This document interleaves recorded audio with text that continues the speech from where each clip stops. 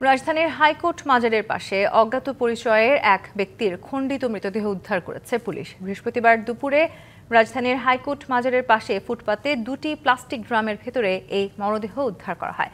পরে খবর পেয়ে দ্রুত ঘটনাস্থলে যায় আইনশৃঙ্খলা বাহিনী। ডিএমপি রমনা বিভাগের উপ police commissioner DC Masud Alam বলেন, সন্ধ্যায় স্থানীয়দের খবরে আশরাফুল হক নামের এক ব্যক্তির খণ্ডিত মরদেহ উদ্ধার করে ঢাকা মেডিকেলে নেওয়া হয়েছে। আশপাশ এলাকার সিসিটিভি ফুটেজ বিশ্লেষণ করা হচ্ছে।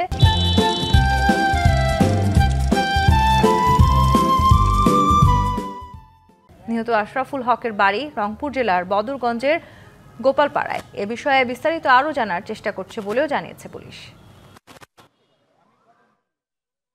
অজ্ঞাত ব্যক্তিকে মেরে তার লাশটা টুকরো টুকরো করে গ্রামের ভিতরে করে এইখানে হয়তোবা গুম করার জন্য বা এটা আলামতগুলো ছাপানোর জন্য এখানে হয়তোবা রেখে গেছে। আমরা আইডেন্টিফাই করার চেষ্টা করতেছি যে এই মৃত ব্যক্তিটিকে। তো আইডেন্টিফাই হয়ে গেলে, শনাক্ত হয়ে গেলে এরপরে আমরা হয়তো পরবর্তী পদক্ষেপ, আমরা আইনগত পদক্ষেপ নিতে পারবো।